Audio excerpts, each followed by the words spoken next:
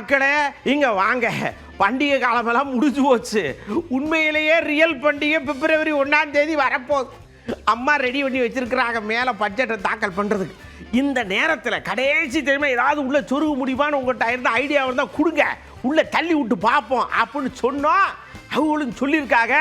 நடக்குமா நடக்காதுங்கிறது 1ஆம் தேதி தெரிஞ்சுவோம்ல. டோல்கேட் ரேட்டை வந்து குறைக்கணும். எங்களுக்கு இந்த எரிபொருளுடைய விலைகளை கொஞ்சம் கணிசமான கொஞ்சம் குறைச்சி பெட்ரோலிய வரியை குறைத்தாலே மற்ற அனைத்து பொருள்களும் விலை குறைய வாய்ப்புள்ளது. காலாவதியான சுங்கச்சாவடிகளை வந்து ரத்து செய்து அதே மாதிரி சுங்கச்சாவடி கட்டணத்தை குறைக்கணும். நகைத்தொழிலாளருக்கான சிறப்பு தொழிற்பேட்டையை இந்த முறையேனும் விழுப்புரத்தில் அமைத்து தருவார்கள் என்று எதிர்பார்க்கிறோம். கம்பி விலைகள் எல்லாம் திரும்பவும் ஏறிட்டு இருக்கு.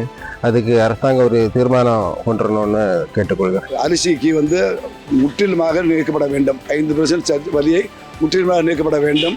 குறைந்தபட்சம் உணவுப் பொருளுக்கு மட்டும் சிஎஸ்டியிலிருந்து விலக்கு அளிக்குமாறு நாங்கள் மாவட்ட தொழில் வர்த்தக சங்கத்தின் சார்பிலே தலைவர் என்ற முறையில் கேட்டுக்கொள்கிறேன். இரும்பு, பித்தளை, அலுமினியம் இந்த மாதிரி ஸ்கிராப் எல்லாம் 18 இருக்கிறத 5% கொண்டு வந்தால் அதை பாமர மக்களுக்கு வந்து ரொம்ப சௌகரியமாக இருக்கும். வியாபாரிகளுக்காக 12 லட்சம் வரைக்கும் ரிபேட் கொடுத்துருந்தாங்க.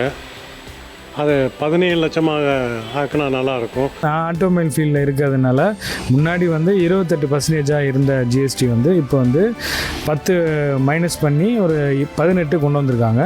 இன்னுமே 5லேருந்து ஒரு 10 கம்மி பண்ணாங்கன்னா இன்னும் கஸ்டமருக்கு இன்னும் சேல் நல்லாயிருக்கும். போதைப் பொருட்கள் இந்த மாதிரி சிகரெட் இதெல்லாம் வந்து வரி உயர்த்திட்டு அன்றாட அத்தியாவசிய தேவையான பொருட்கள், மக்கள் பயன்பாட்டுக்கு இருக்கக்கூடிய பொருட்கள் எல்லாம் விலை குறைச்சா கொஞ்சம் நல்லாயிருக்கும். முதல்ல நம்ம சாமானிய மக்களுடைய அரிசி, பருப்பு, சீனி இதெல்லாம் எல்லாமே கூடி போயிருக்கு. கிராசரி எல்லாமே விலை குறைச்சாங்கன்னா இன்னும் கொஞ்சம் மக்களுக்கு நேரடி பயன்பெற மாதிரி இருக்கும். உணவுப் பொருள் கண்டிப்பாக எல்லா ஏழை மக்கள் எல்லாருமே பணக்காரன் வந்து ஏழை வரைக்கும் அந்த உணவுப் பொருள் நம்ம பயன்படுத்தலாம்ல. குறுந்தொழில், சிறுந்தொழில், குறுந்தொழில் எல்லாமே அதனுடைய ப்ரொடக்ஷன் சமாச்சாரத்தை வச்சு நீங்கள் வந்து அதுக்கான வரியை குறைச்சிங்கன்னு சொன்னால் தான் அவங்க அதை உற்பத்தி செய்ய முடியும். உதாரணத்துக்கு தங்கம் பார்த்தீங்கன்னா அப்படி ஏறிட்டே போயிட்டு இருக்குது. நடுத்தர மக்களுக்கு தான் பாதிக்கும். தமிழகத்தில் ஏற்கனவே அவங்க அறிவிக்கப்பட்டிருக்கக்கூடிய திட்டங்களே ஏராளமாக நிறைவேற்றப்படாமல் இருக்குது. மதுரையில் இருக்கிற எய்ம்ஸ் வந்து நிறைவேற்றப்படலை.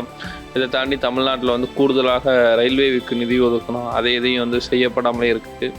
எனவே இந்த பட்ஜெட்லையாவது தமிழகத்திற்கான முறையாக நியாயமாக கிடைக்க வேண்டிய நிதிகளை கிடைக்கக்கூடிய வகையிலான பட்ஜெட்டாக இது அமையணும் அப்படிங்கிறதா இந்த மக்களோட எதிர்பார்ப்பார்.